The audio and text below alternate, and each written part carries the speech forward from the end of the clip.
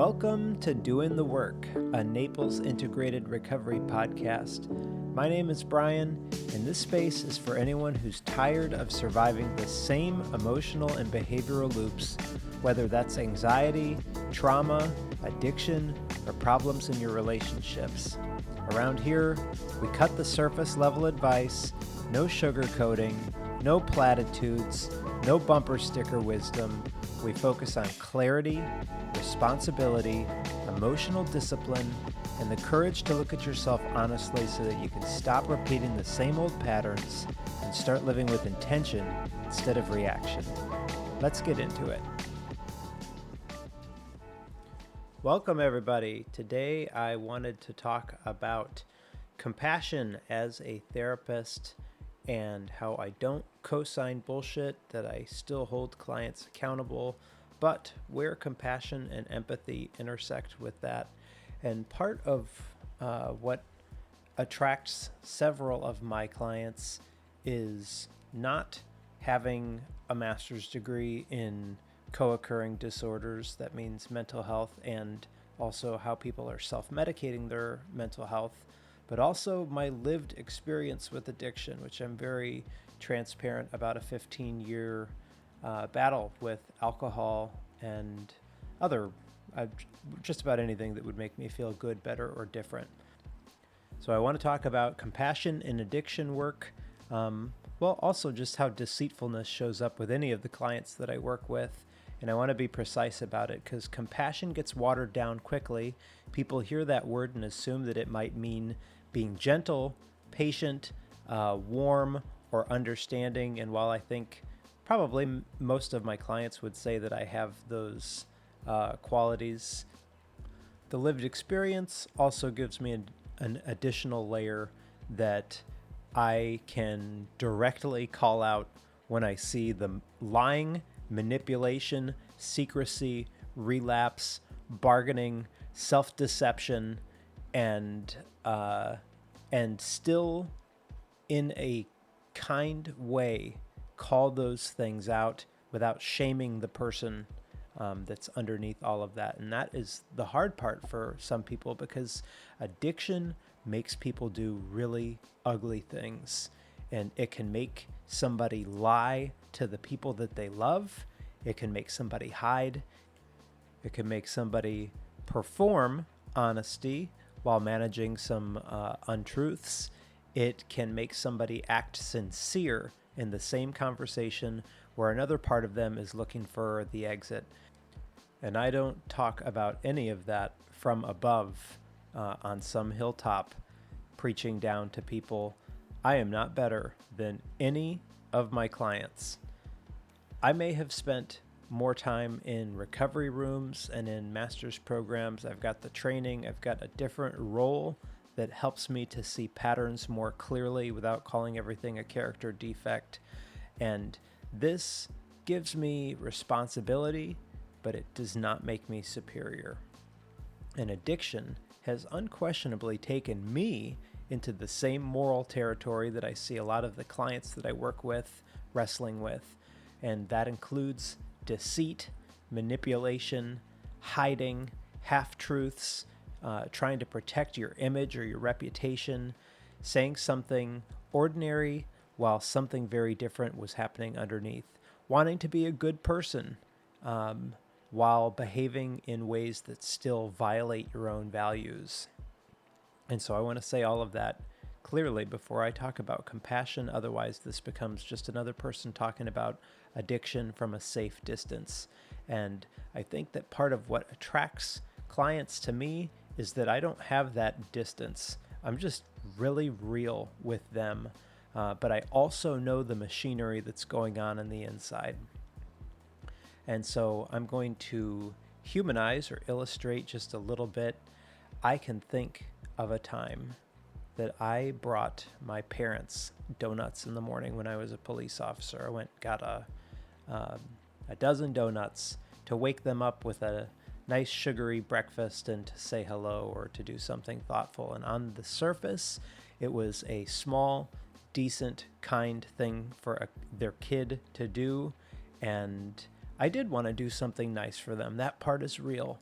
And here's another truth underneath it.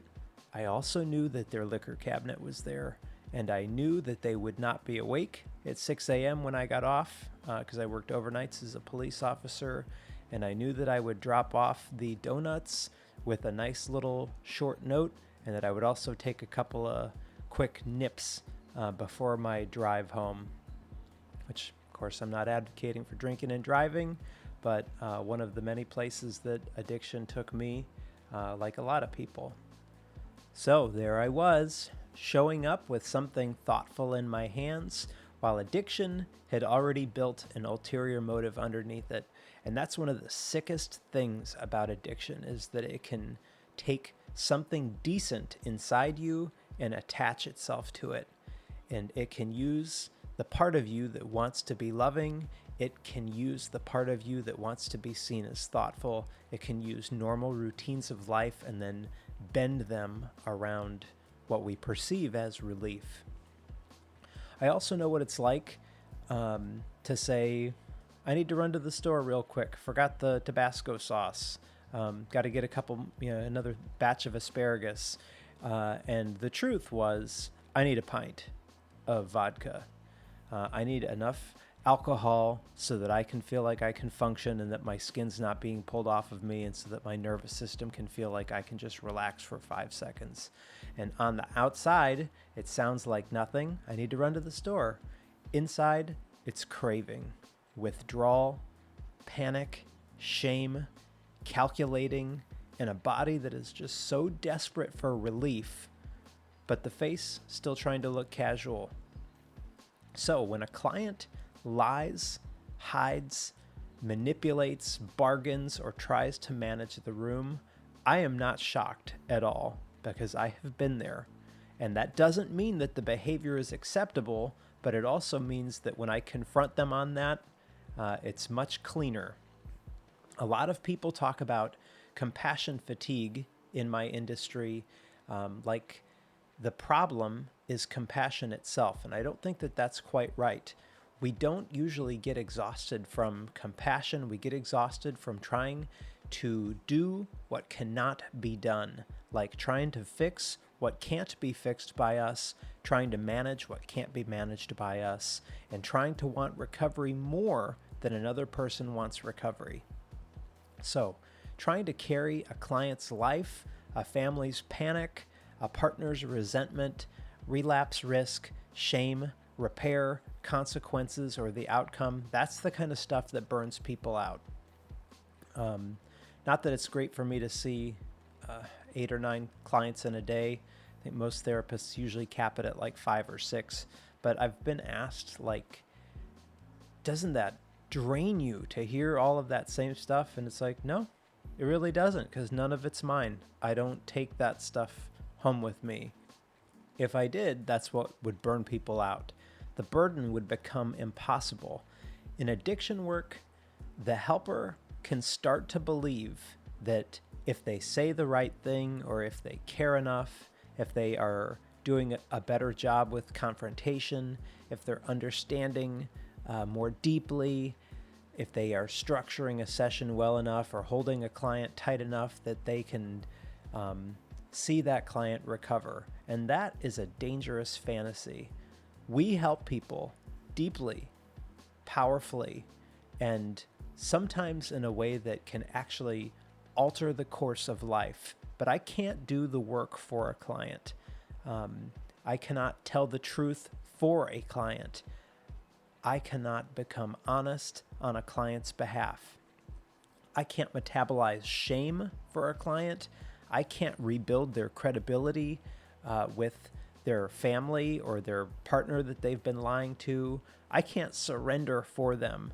So compassion has to include boundaries around what is mine to carry. And without that, the helper burns out, and they call it compassion fatigue, but a cleaner description might be fatigue from trying to carry what is impossible or carry what doesn't belong to the helper. And I love Gabor Maté's material. He described 5 levels of compassion, and I think that they are very useful in addiction work. The 5 levels are: 1, ordinary human compassion; 2, curiosity and understanding. 3, recognition. 4, truth. And 5, possibility. And that progression is important because compassion has to mature. It starts with feeling a different person's suffering. Then it becomes curious about where the suffering came from. It recognizes shared humanity between the helper and the client, and then it becomes truthful. Then it becomes capable of seeing the possibility beyond a client's current suffering, history, or behavior. So that's the structure I'm going to use to organize the rest of this episode. Hopefully most of us have ordinary human compassion, the first level. That's just basic human caring. Someone is suffering, and then something inside of us responds. That might be that a person walks into an AA room after another relapse, and they are just carrying so much shame. Their face is down, their voice is quiet, and you can just read it on them that they are just so broken, that they have betrayed their partner again, that they have disappointed their kids again, that they know that trust has been fractured, and they know that people are tired of their bullshit. And ordinary compassion sees the human being first underneath all of that. Now, I am so far removed from the pain of what active addiction looked like that sometimes I forget how bad my life looked like in active addiction. But if I'm in a AA meeting and someone comes in from a relapse, or if a client comes in sick or hungover from last night, that is what keeps it fresh for me, because I recognize pain, fear, shame. I remember waking up that way. Oh, there was one time I can recall being at the gym, and the gym had 2 ellipticals at my community that I lived in. And I was on an elliptical next to some stranger, and I think she could just smell the vodka like pouring out of my pores, and she looked at me with disgust. And there was a mirror, and I looked at myself in disgust. Like, I know what that's like, to live with so much shame of hating what you are doing, but being unable to stop and unable to pull yourself out of the pattern. This level matters because addiction can make people hard to care about. It can make people evasive, demanding, dishonest, self-pitying, and exhausting. And if we lose ordinary compassion, then we start only seeing the behavior, and the person that's underneath all of that can disappear inside the pattern. And especially for a helping professional, this is dangerous because that's where the work can become cold. Like, I have a couple of clients with borderline personality disorder, and I don't ever call them borderlines. In fact, I even caution them not to use that title for themselves. Like, I have one client, when she has a real quick emotional spike, she goes, "That's my borderline." And I say, "It's not your borderline. Like, that's just a word so that we can check boxes for treatment. Like, underneath all of this is that you don't know how to self-regulate." And I don't like condensing stuff into a diagnosis. Now, insurance companies especially force us to have to sometimes use diagnoses, or I also let clients know with a diagnosis, all that is basically a cluster of symptoms, and that based on those clusters of symptoms, we also know that there are certain treatments that work better than others. Like, for example, for borderline personality disorder, the root of this is almost always trauma and dysregulation, and so you would want a therapeutic approach that is going to help someone stay regulated if they're dysregulated. That's what a diagnosis is supposed to be, as opposed to just kind of throw in whatever tool the clinician thinks might be helpful. It's more about, for these symptoms, we know that these treatments are the best. Got off on a side tangent there. So, ordinary compassion is necessary. It keeps us human. It reminds us that there is a suffering person in front of us. And I think if I can actually pause, no matter how busy my day is or how frustrated I am with stuff, if I see and remind myself that the person there is suffering, it changes something in me as a helper. But this level has limits. Feeling bad for someone does not mean always helping them, and feeling moved by someone's pain doesn't mean that their entire story is always true. So feeling compassion for their shame does not mean that you ignore the behavior that's creating damage. Ordinary compassion just opens the door. Then compassion has to deepen. So level 2, curiosity and understanding. This second level is where we're asking, what's the source of this? What's the behavior doing? What's being protected? What's being avoided? What's the frustration of the lie?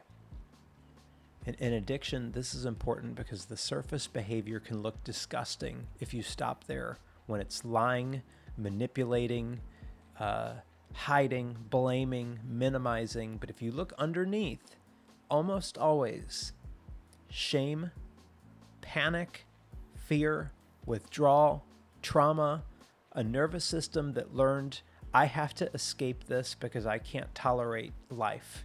And that doesn't excuse behavior, but it tells us where the work is. So if a client lies about drinking, the lie might be to try to avoid consequences, or it might be trying to protect a relationship or avoid shame, or trying to preserve addiction, because that is certainly one thing that happens. It may be trying to buy one more day or one more hour before reality lands. So I'll ask clients, what did the lie do for you? What did you imagine would happen if you told the truth? What did you feel in your body right before you hit it?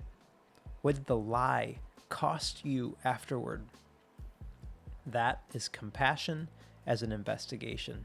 Look at that, bridging together clinical experience, my own addiction experience, and my police experience. I don't turn away from the behavior, but I look through the behavior to understand the mechanism. And in addiction work, that is essential, because if we are only condemning the lie, if we're calling everything a character defect, then we're missing what's going on underneath all of that. Curiosity lets us understand the person without losing sight of responsibility. The third level is recognition, and this is the level where compassion becomes uncomfortable for helpers. Recognition means I can see that I am made of the same human material as the person sitting across from me. I am not above them. I'm not a different species. I am not morally separate from the capacity to lie, cheat, manipulate, hide, bargain, soothe myself, justify myself, or protect my image. I have all of those qualities inside of me. And addiction makes them more obvious. So think of the donut story. I wanted to do something nice. That was real. I also wanted alcohol. That was real too. Those two things lived inside the same action. And that is why I don't look at addicted clients as if their dishonesty is foreign to me. I know what it is to have a decent part and a sick part both moving inside me at the same time. I know what it's like to say that I'm going to the grocery store when the deeper truth was that I need vodka in my body. I know what it's like to present one reason while something else is driving it. And that recognition is important, because if I recognize myself in clients, then I also lose the ability to sit above them in contempt and judgment. And that's good, because contempt does terrible work. Contempt might sound direct or morally clear. It may even be factually accurate, but clients can feel when the person across the room is disgusted by them. And recognition of that in myself allows me to be direct with them, but not disgusted by them. It allows me to say, this isn't holding together, or you're trying to manage what I am seeing right now. Or to say, okay, listen, that makes sense, but we both know that you're bullshitting me. Okay, you can't bullshit somebody who has lived this. And I know the machinery underneath rather than pretending to be above it. And that is the compassion of recognition. Level 4 is truth. And that's where some people can lose their nerve, because when people are in pain, we start thinking that compassion means protecting people from more pain. But in addiction, protecting somebody from the pain of the truth keeps them trapped. Here's another thing that I think separates me from some other therapists. It seems like there's just this generation, or a lot of therapists that's just over validating. Find the bad guy, poor you, and that keeps people stuck. So you can have compassion while still calling shit out and still saying this needs to change. The truth hurts. The truth brings shame to the surface, and the truth can expose damage. It can force choices, but it is not compassionate to shield people from the pain that belongs to reality. It's compassionate to help them face it without feeling humiliated or calling everything a character defect or being disgusted by them. That is the distinction. Compassion of truth can sound like, I believe that you're ashamed, and I also do not believe this full version of this story.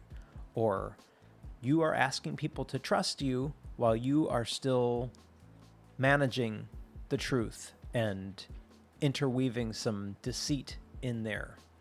Or it might be, okay, yeah, that lie helped you avoid discomfort in the moment. It also created damage in the relationship afterward.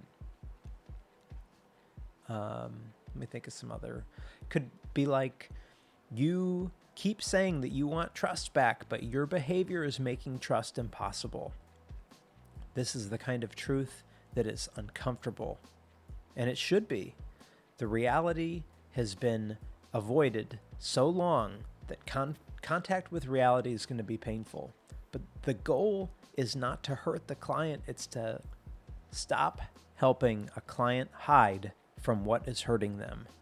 Truth requires timing, it requires relationship, and it requires self-control from a helper. And I'm human. Like, I screw this up. So I think back to this client that I had mentioned with borderline personality disorder.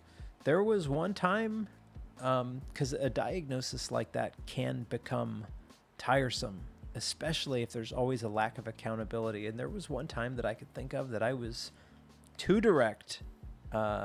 What I said was true, but it wasn't compassionate enough and it wasn't slow enough.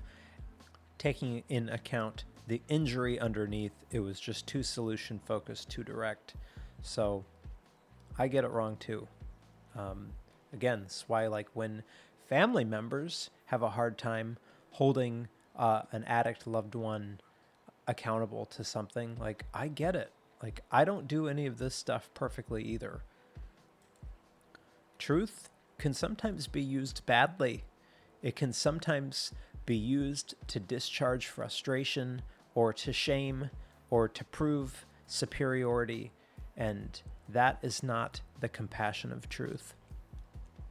Compassion of truth says what needs to be said in service of somebody else's freedom.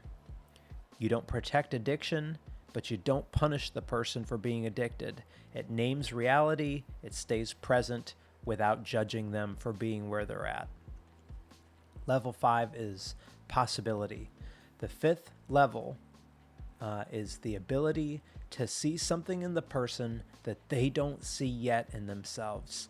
And this is hard in addiction because sometimes the current behavior can be so loud, the lying is loud, The relapse is devastating. The damage is catastrophic. The family's exhaustion is painful. The person's history can become so dominant that everyone starts to identify them with just the pattern, Brian the alcoholic. And this is where possibility matters. Possibility means I do not identify the person only with their dysfunction, their suffering, their pain, their addiction, their relapse history, or their worst behavior. I might see all of that clearly. And I still look for the human being that's underneath all of it. The part that is just craving dignity. The part that wants to stop lying. The part that is so sick of waking up ashamed and then going to the gym smelling like vodka and then getting a look of disgust from a person who is like, good grief, were you partying last night? The part that wants to become easier to trust. The part that still has capacity for honesty, even if it's weak at first. That's not fantasy. This is a disciplined way of seeing, because some clients cannot yet imagine themselves outside of the pattern. They have lied too much. They've relapsed too much. They've apologized too many times. They've burned too much trust. And so they start to begin to think that addiction tells the truth about who they truly are. Possibility refuses that reduction, and instead it says, I see what you're doing, and I also see more than what you're doing. Or I see addiction, and I also see the part that wants out of it. I see the damage, but I also see your capacity. I see the history. I also see the possibility of a different relationship to truth. That is the compassionate possibility, and it requires work in the helper too. Because if I cannot believe in change, then I treat clients like they are fixed. Or if I cannot see the possibility in myself, then it becomes harder to see it in somebody else. If I'm carrying too much cynicism or resentment or exhaustion, then vision gets clouded. So compassion of possibility asks something else of me. I have to keep clearing my own vision. There's another piece that matters here. Helping does help. But I also know that the help that I know how to give may not always be the help that's needed. And helping does not mean taking on the impossible. If someone comes to me needing a thing that I cannot provide, then I set limits. If somebody wants me to fix what only their own honesty, action, repair, and surrender can address, then I have to respect that those are limits. And in therapy, in recovery work, or any serious relationship, there are things that we cannot do, friends. We cannot change somebody's past. We can't make them ready. We can't remove every consequence. We can't make the truth painless. We cannot make somebody choose to live and act better, but we can be a witness. We can illuminate the experience. We can name patterns when we see it, understand the function, tell the truth, hold possibility about their ability to have a better life, and all of that is really important. A lot of people did not have that kind of witness early in life. They did not have somebody who could see their experience clearly, name it accurately, and stay with them through it. So when that happens later, it can be very powerful for those clients. A compassionate witness cannot live life for that person, but can help the person see what has been running them. And that is real. So the 5 levels give you a usable structure. Ordinary human compassion. I see that you're suffering. Curiosity and understanding. I want to understand where this comes from and what it's doing. Recognition. I am not above you. I know that something about this machinery exists inside of me as well. Truth. I will not help you hide from your own reality. And possibility. I see the person that you are able to become even if you don't see it yet. That is compassion with a spine. There is no enabling. It is not contempt. It doesn't confuse understanding with permission. It does not confuse truth for punishment. It stays human. It stays awake and present. That is the kind of compassion that addiction and change work really requires, because addiction will use sentimentality, shame, fear, or a helper's need to be needed. It will use a family's hope. It will use a partner's exhaustion. It will use any opening that it can find for a little bit of relief. So compassion has to be clear. It has to know what it's doing. It has to know the difference between the person and the pattern. It has to know the difference between witnessing and rescuing. It has to know the difference between truth and contempt. And it needs to also know the difference between possibility and fantasy. For me, the recognition piece is central. I'm not better than any of my clients. I understand the nice gesture that has a little bit of a barb or a hook in it as well. I understand the ordinary excuse that hides the bottle. I understand needing alcohol in your body, or whatever pill, that benzodiazepine or whatever, to not feel like you can't breathe. I understand how addiction can make relief feel more urgent than integrity. And because I understand all of that, I also know that the behavior has to be interrupted. The work is not pretending that the lie is harmless because the person is hurting. The work is seeing the hurt and naming the deception around it. The work is understanding the adaptation and still calling the person back to their own responsibility. The work is seeing possibility and refusing to let possibility become the excuse for avoiding truth today.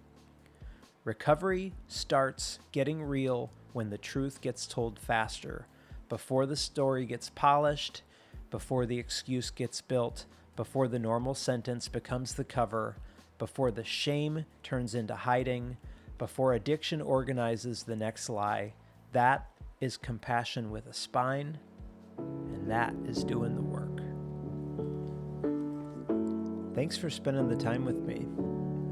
If you found this episode helpful, please share it with somebody who may need to hear it. Be kind to yourself, be kind to people around you. Remember that we're all doing the best that we can with the tools that we currently have, and we're all capable of growing past that. If you'd like to reach out or connect, send me an email, brian@naplesintegratedrecovery.com. I hope to hear from you there. In the meantime, thanks again for listening. I'll see you on the next one.